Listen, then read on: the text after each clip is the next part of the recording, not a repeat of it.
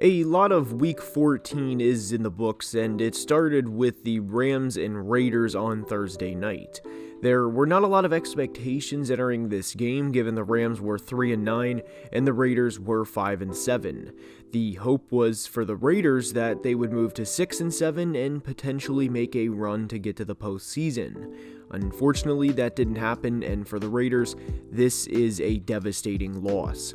There were countless bad things to happen in this game, most notably blowing a fourth quarter lead and giving up a 98-yard drive to Baker Mayfield.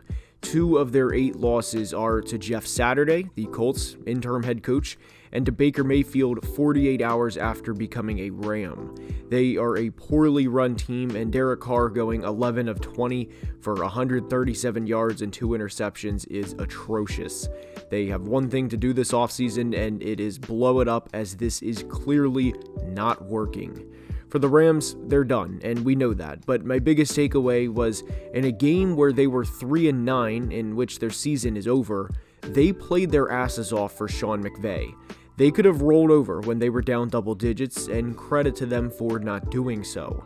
Baker Mayfield played very good down the stretch, and without him, this is not an exaggeration either, but without him, they do not win this game. I am very eager to see what the Rams do this offseason, and contrary to some beliefs or reports, but Sean McVay or Les Snead are not going anywhere.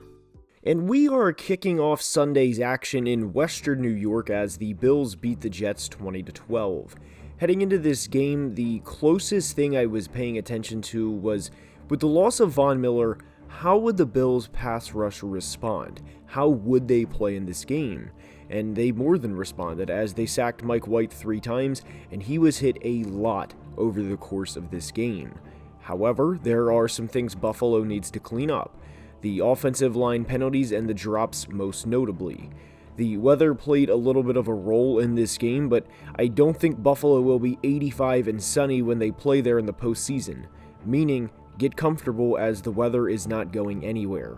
For the Jets, they're a good team and have dealt with a ton of adversity, not just this season, but especially in the last few weeks. Their last 2 losses are to the 10-3 Bills and 10-3 Vikings. It will be fine in the long run. The 2 fumbles were brutal, yes, but they have achieved this year in almost every single way. From Buffalo to Nashville, we go to discuss the Jags and Titans, and this was a brutal game for Tennessee. They had a big week as they fired their GM in John Robinson, and they did not play well, and that would be an understatement. I still think Tennessee is going to win the AFC South and get to the playoffs, really by default, but this team is in bad shape. I made a video on them last week, which I recommend watching at the end of this recap, but the future of this team is bleak. That's the takeaway. For Jacksonville, my biggest takeaway is I am glad they had the number 1 overall pick in 2021 in order to draft Trevor Lawrence. I am recording this Sunday night, but if you're a Jags fan watching this on Monday, enjoy the win and enjoy everyone hyping you up, knowing the future is only going to get better. Trevor is here, and 368 yards and 3 touchdowns against the back-to-back defending division champs, and more than likely 3-time defending division champions, more than proves it. Next up is the Bengals-Browns game, and this was a game Cleveland had to have to keep their season alive. This was a playoff game for them, and they blew it. They are depleted on their offensive line, and obviously that plays a big part in how successful, or in this case, how unsuccessful the run game can be, as they averaged less than 3 yards per carry, but the penalties are something else entirely. They've also had 2 games with Deshaun Watson, and they have 1 offensive touchdown, which is unacceptable. He did play better, but 10 points is not going to get it done against most teams. For Cincinnati, a win is a win in what would have been an easy game to lose, given the exhilarating game they had last week. Health will play a big factor for not only them down the stretch, but for everyone. And last but not least, DJ Reader is an absolute monster, and Bengals fans know this all too well watching him wreak havoc on defenses every single week. He is a stud. Down to the Lone Star State, and the Cowboys narrowly beat the Texans in a game that was being heavily watched in not just Texas, but also in southeastern Pennsylvania. My biggest takeaway is the Dallas Cowboys have the potential to go to the Super Bowl, but living up to that potential is something entirely different. Being 17-point favorites is rare in the NFL, and this game proved why every Sunday matters. Dak threw 2 interceptions, and his arm was hit on one, and unfortunately the stat sheet does not show that, but this admittedly scares me with the Cowboys. Knowing they will be a wildcard team, or at least a 99% chance they will be a wildcard team, and if they play this type of game against a team that's not going to finish with the number 1 overall pick, they are going to lose and their season will effectively be over. A win is a win, and good for Dallas for getting the job done, but moving forward, I would imagine their fans are going to be cautious to get overly excited until the final clock hits 0. And the Texans played well enough to win this game, but coaching let them down. 2023 is coming soon, and so is a crop of young talent, and more than likely at least, a new coaching staff too. From one NFC East team, we go to 2 NFC East teams playing, and it is Eagles-Giants time. The outcome was decided fairly early, and there was a brief few-week span where people were counting the Eagles out or saying they were frauds. They have since responded with 3 straight wins while scoring 40 or more points in 2 of these games. They are not only fine, they're a damn good football team. I can't wait to see how this team plays against the Cowboys in a few short weeks, and given the Minnesota Vikings lost to the Lions in Week 14, only boosting the Eagles' lead in the NFC, they're going to have a tough decision to make, and that's how much they rest their starters before their first round bye.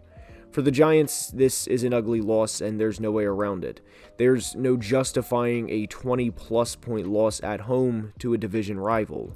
I will say they have accomplished more this season than I ever thought they would, which is a huge credit to Brian Daboll, but the roster they fielded on Sunday was nowhere near as talented as the Eagles was, and it showed. And from North Jersey to Western Pennsylvania to discuss an AFC North game between the Ravens and Steelers. A 16-14 final score between these teams is extremely fitting with the grit and grind and the toughness between these teams. This was peak December football. The 2 biggest takeaways for Baltimore is J.K. Dobbins is back, and they need to extend Roquan Smith.